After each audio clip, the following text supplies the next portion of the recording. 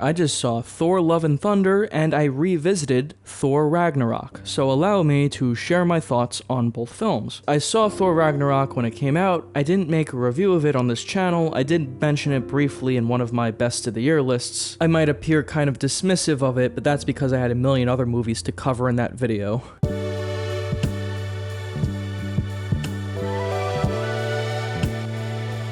I really enjoy a lot of the framing in this film, a lot of center frame kind of stuff. There's a lot of really good sets and set pieces in this film. The cinematography is really great at times, especially in that dream sequence with Valkyrie. It takes a lot from the Guardians of the Galaxy movies in that kind of style with the color and the use of the 70s and 80s music and just the more comedic tone. I feel if a comedy does have really great special effects and looks almost photoreal, that's really commendable, but in my opinion, it's not entirely necessary when you're making something so goofy. There is a lot of computer-generated imagery in Marvel films in general, and especially in this movie. I'm one of the biggest critics when it comes to bad special effects in films, and there are some special effects in this film that do not look that amazing to me, and honestly at times the Hulk from the 2003 Ang Lee movie looks better than the one in Thor Ragnarok, but to me it just depends on the context of the film you're making, and this is just such a lighthearted, goofy tone film that's made for like a general audience, and the CGI is just serviceable for me, and it's completely fine. Like, even if it doesn't look photoreal, the impression of what's supposed to be there is like there, and it's well done, and I'm not gonna be like too critical about, oh, it doesn't look photoreal. It depends on the kind of film you're making. Obviously, in a film like Blade Runner 2049, the special effects look photoreal because that movie is going for far more serious and dark tone than this film is, and it just does not matter to me as much when you're making a lighthearted film or a goofy comedy.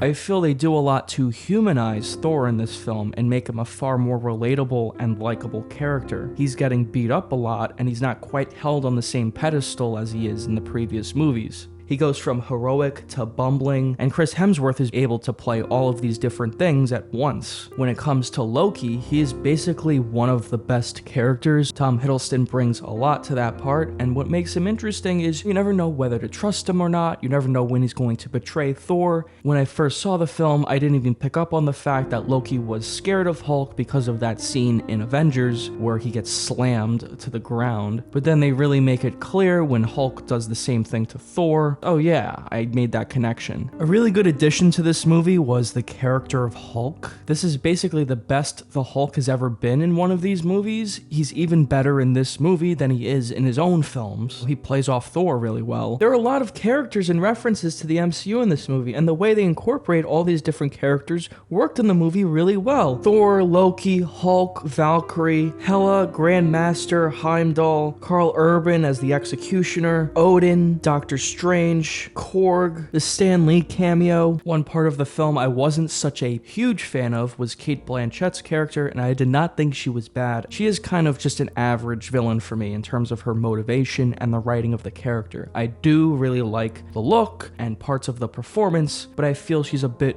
underdeveloped for my liking. I'm talking about the story last because that is, of course, the least interesting thing about most of these Marvel movies. That being said, I don't think it's a terribly written story, and a lot of these movies follow the same kind of conventions. To give Thor Ragnarok some credit, I think it does a lot to change up the formula. When you compare it to Thor and Thor the Dark World, it is very different. The story starts with Thor captured by some demon who he has to kill, and he goes to visit Odin, who is putting on a play. Thor knows that Odin is just Loki in disguise, and then they go meet with Odin, and right then Hela shows up, and they have an action scene. Hela does a lot of damage to Thor over the course of the film, which establishes her as a real threat. When they get to Sakaar, that's when the movie gets really good. That's probably the best part of the film. The whole planet has a vibe of a 1970s disco, and they spend most of the film there. Once they leave Sakaar, car, the movie does boil down to the same Marvel fare you've been expecting. It becomes kind of a standard superhero movie at that point, but at least there were real stakes to this story, such as them destroying Asgard, and you actually see the people of Asgard kind of helpless and then trying to escape the city. It makes that ending fight have more weight to it, and it communicates better to the audience that Thor is actually saving people. It's an actual visual of people trying to leave the city and Thor saving them, which I think works dramatically really well. And the conclusion of the film that Asgard is not a place, but a people, and then Asgard is destroyed was unexpected, and it worked for the film very well. I would also say Thor Ragnarok has one of the best post-credit scenes in any Marvel film. It's actually setting up something that is really important and leads into Avengers Infinity War, which is what many people consider to be the best Marvel movie. The song selection in this movie was really good as well. I really enjoy the Immigrant song. When I first saw Thor Ragnarok, I gave it a 6 out of 10. I would probably give it more like a 7 out of 10 now, but it's kind of close to a 6.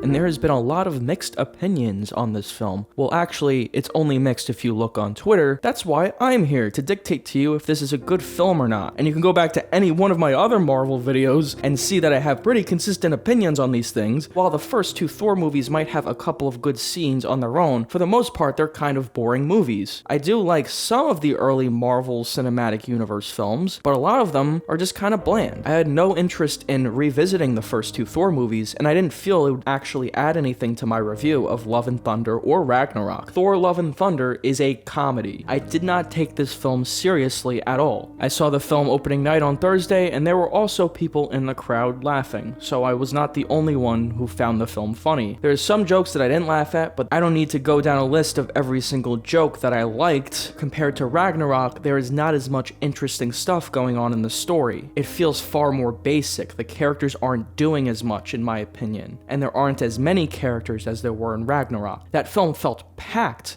with the amount of references and characters that they were able to incorporate into the MCU while also telling a good story on its own. And here, I did like that it feels more self-contained and wasn't as reliant on other characters in the Marvel Cinematic Universe or whatever. Because of that, there's just not as much going on in this movie. A huge part of Ragnarok was that interplay between Valkyrie and Thor. At first, she's trying to hand him in to Jeff Goldblum, but then Thor wins the fight and tries to recruit her to be part of his team, and Valkyrie tries to hunt him down because she doesn't want to do that, but then she works with Thor at the end. That kind of dynamic and that back and forth is interesting in that movie. When you have a lot of interesting relationships in your film, that can naturally carry the film, which is why Thor Ragnarok at 2 hours and 10 minutes feels like a shorter movie than Love and Thunder does, in my opinion. Love and Thunder isn't taking itself seriously at all. There aren't real stakes aside from the universe is going to end or whatever. Once they leave Russell Crowe, who I thought was really good in this movie and really hamming it up, the movie just kind of honestly falls apart and gets really boring. All the pieces that were set up just go nowhere. Nowhere interesting, anyway. It becomes like the same kind of generic film you'd expect it to be. Gore in this movie looks really silly. He doesn't feel like a real threat, and his character just was not developed enough to actually have the emotional impact they're trying to have. I much preferred Cate Blanchett's character, and I wasn't even really a big fan of that character. Chris Hemsworth, I thought his performance as Thor has always been very good, and the fact that he's allowed to be far more campy with the character now makes it so much better, because you feel as if the actor kind of has their restraints off and are allowed to have fun. I feel the same way about Natalie Portman in this film, who gives the best performance she's given in any of the Thor movies. Here, she's not just the girlfriend character, which she clearly wasn't very interested in playing. Here, she's playing a more interesting character with actual things to do in the story, and she's actually a superhero herself, and so for that reason, she seems far more into the role, and she actually has a lot of fun with it. I really enjoyed Natalie Portman's performance. I do feel like the action scenes can be important in movies like this, and Thor Ragnarok had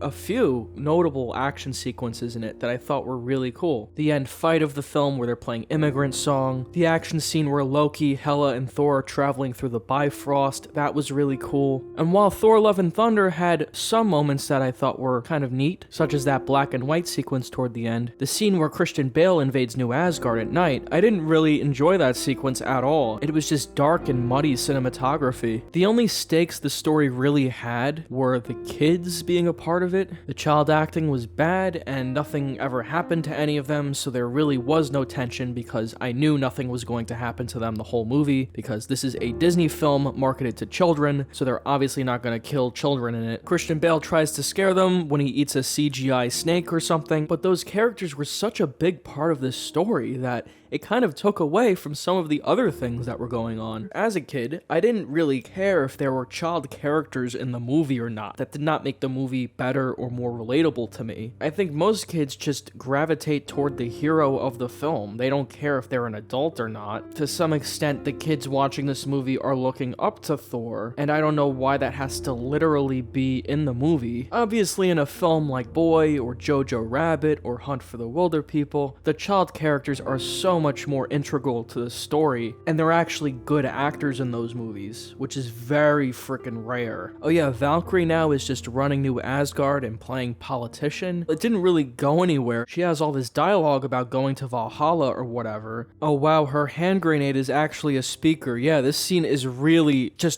important to the story. There comes a point where the novelty kind of wears off, so I'm not really enjoying this anymore. It's just going, because they have to wrap up the third act of the film, and that was the point where I really just wanted the movie to end. I enjoyed seeing the Thor character again. He is a very marketable and fun character, and I feel that's part of the reason why there's such a big push around this movie, is because people actually know Thor and they like Thor. There are many other superhero movies that have this artificial, inflated sense of purpose or importance, and the Thor movies have never felt that way to me, even the lesser ones, and that's because Thor is a popular character that people know, and they have a good actor to play him. The two most recent MCU movies, Doctor Strange Multiverse of Madness and Spider-Man No Way Home. I did like those movies better. Doctor Strange, I think, had a more unique tone, going for the more horror kind of elements, and I also feel that's a movie that gets better as it goes along, as opposed to Thor Love and Thunder, which gets kind of monotonous. I give a lot of credit to the writers of Thor Ragnarok as well, Greg Kyle, Christopher Yost, and Eric Pearson. I feel they did a really good job balancing all of those elements, like I said before. And they are not the writers of Thor Love and Thunder, by the way. According to Google, Thor Love and Thunder is written by Taika Waititi, Natalie Portman, Jennifer Caitlin Robinson, Christian Bale, Chris Pratt, Matt Damon, and Michael Giacchino. What the fuck? Thor Love and Thunder is fine. I would probably rate it a 6 out of 10. And Thor Love and Thunder just wants to be a self-contained, silly comedy. And there are going to be some people who really like this movie for that. The story just does not have enough meat in it. There's not enough stuff going on.